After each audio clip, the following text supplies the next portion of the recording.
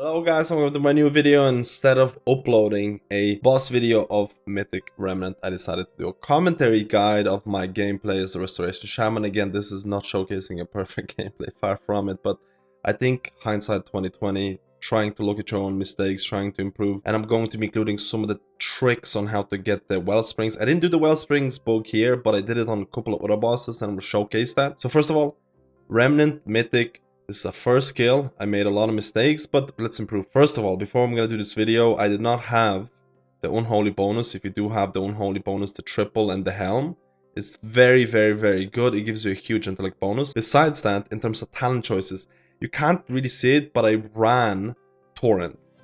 And I know there's a lot of debate between, Torrent and Unleashed Life. And one of the reasons I ran it is because simplicity. This boss has so much movement, it has so much things going on, and there is such a heavy healing check that simplifying the fight, allowing me to have more global cooldowns to maybe maintain flame shock on the boss and giving me more time during the cloudburst windows, I felt like it was a decent choice.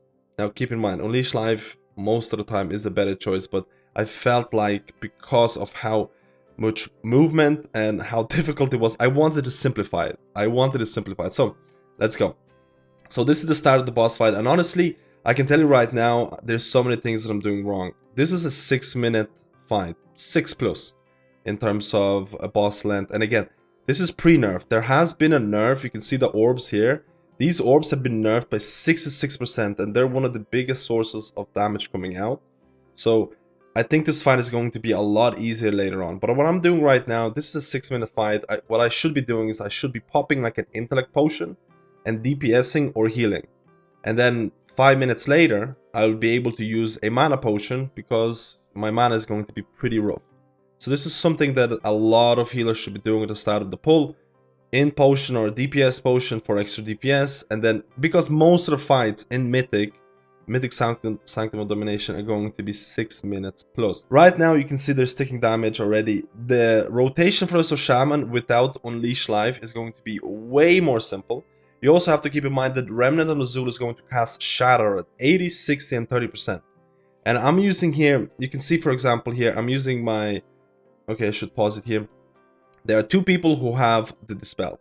You can see my weak core is telling me Mass Dispel. I'll link the weak core in the description below. This weak core basically, it's from Wago.io. It tells you whether you need to go far or close.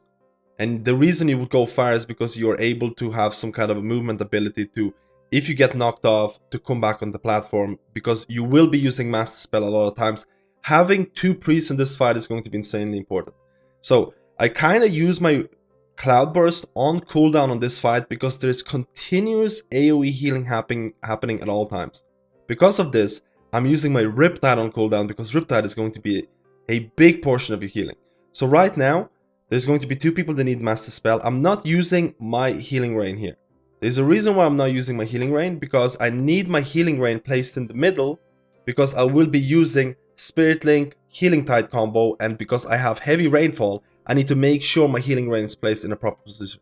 So right now I'm just healing normally. I'm casting healing waves because the reason I'm casting healing waves here, even though there's so many people that need healing, is because my mana is going to be an issue. This is a very healing intense fight. If I had infinite mana or if I had some innervates, I probably would be casting chain heal a lot more. So you can see I'm casting healing waves. In here, I'm going to be placing my healing rain. You can see right now the boss is at 80%. It's going to be casting Shatter, which basically is going to take about 50% off everyone's HP. So I'm casting healing rain. You can see here it says Dance Incoming, which is basically the Shatter.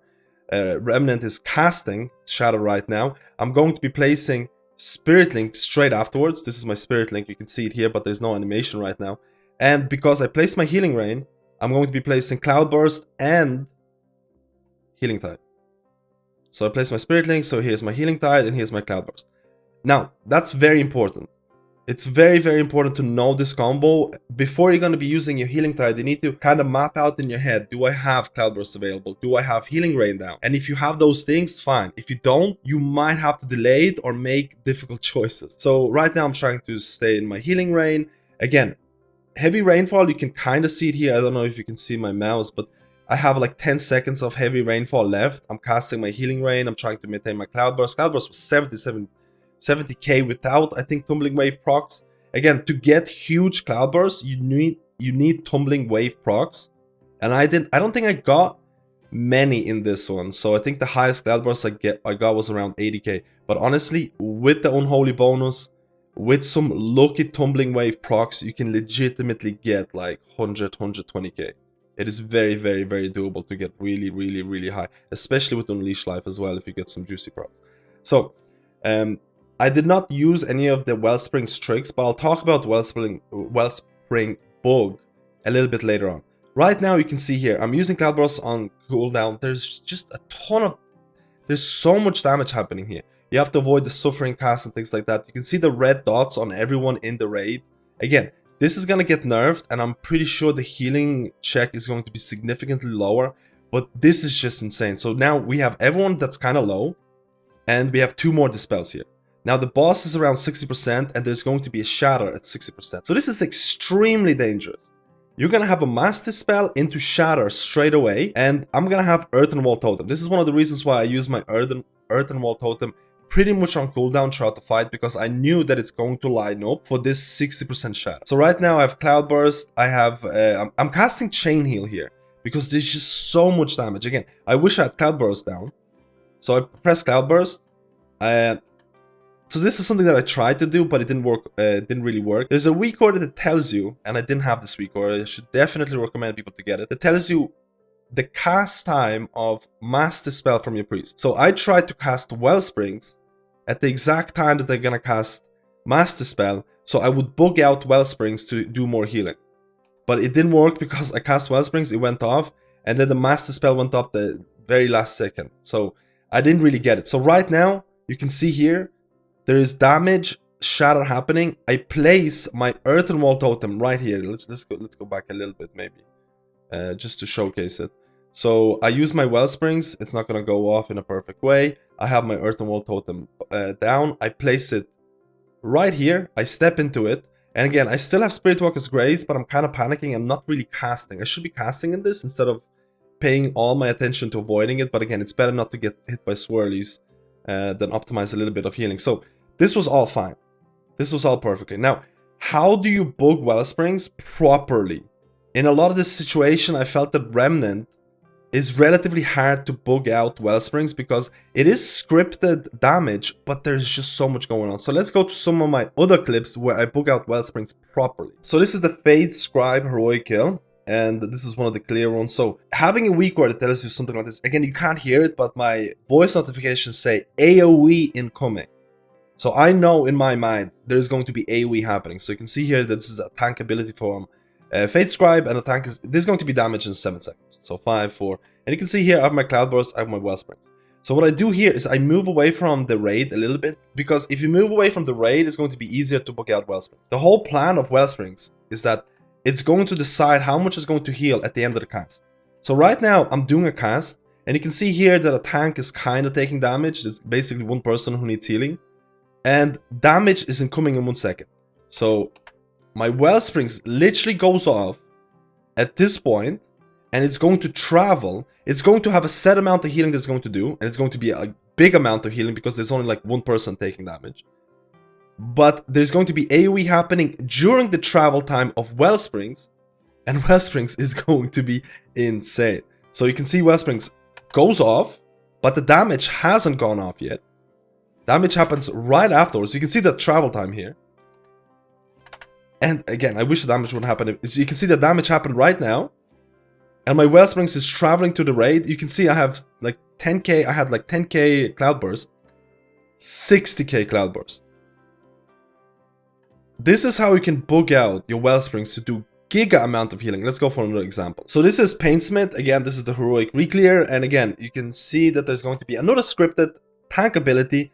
Again, the exact same thing. I don't know, Blizzard maybe is just kind of reusing abilities here, but a tank has to run away and there's going to be damage in 5 seconds. Again, I have my Cloudburst running. You can see my Cloudburst is available, and I have one Wellsprings available. So the tank is running 3, 2. Again, what I should have done, I probably should have moved away to this side and then done a Wellsprings. It would have probably been easier to maintain, but I didn't really have the time to do it. So it's 2 seconds, 1 second. I'm casting Wellsprings, and this is going to be really, really tight. So I have around 17k in my Cloudburst right now. Again, my Wellsprings goes off and there's about 2 people that need healing.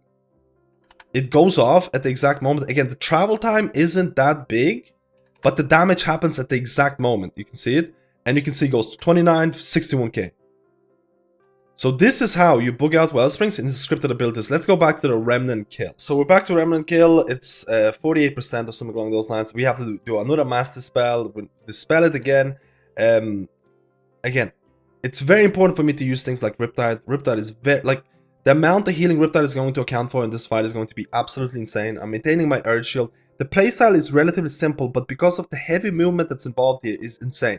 Now, I did use Graceful Spirit, as you can see here, because I said, hey, there's just so much movement here. We do have an Elemental Shaman who can spec into Windrush, but there's just so much movement. Having more Spirit Walker Graces throughout the fight is going to be really, really valuable. So again, I placed my Healing Rain here because this is where we're going to dispel. Again, a lot of the times, placing Healing Rain might not be valuable here because people are going to be knocked out of it, but this is a late master spell, so I do get a decent value out of it. I'm casting Wellsprings here. You can see I casted Wellsprings right before we got knocked off. I didn't have a Cloudburst available, but I casted Wellsprings because we're falling behind. There is a ton of damage happening. It's just absolutely insane. Like you can tell yourself there's so much damage. Again, I use Cloudburst on cooldown. I'm trying to maintain at least Flame Shock on the boss. I should be maintaining Flame Shock on orbs, but orbs are not hittable until they get that cast. So I should try and maintain Flame Shock on the boss. But honestly, the raid is dying. I'm pressing Riptide as much as often. I still have Wellsprings. Again, you can see here what I did. So let's go back a bit. So my Cloudburst is available in about 10 seconds. My Primordial Wave is available in about 3 seconds. I need healing right now. Primordial Wave is going to have a 15-second buff where you can use it. So I literally cast my Primordial Wave the second it came off cooldown because I know I will be able to use Cloudburst, which I use, and then I'll be able to use Healing Wave in that Cloudburst window because I needed healing straight away. A lot of people make a mistake where they use Primordial Wave and they think they instantly need to use Healing Wave straight away. And this is something for Necrolord Resto Shamans. Again, there's a lot of other covenants that can work for Resto Shamans. Again, I have to go back a little bit, but you can see here, before the 30%, I used my Healing Tide. Before that, I placed my Healing Rain. You can see here, Healing Rain placed. And then I used my Healing Tide. But that Healing Tide was not used with Cloudburst because look how much damage people are taking. So again, if there's one thing that you're going to get out of this video, if you're running heavy rainfall, really think about your Cloudburst, really think about your Healing Rain. Again, my heavy rainfall is lasting for 6 seconds. My Healing Rain has fallen off because I'm basically dodging stuff left, right, and center. I tried to place my Healing Rain here, but people get knocked off straight away.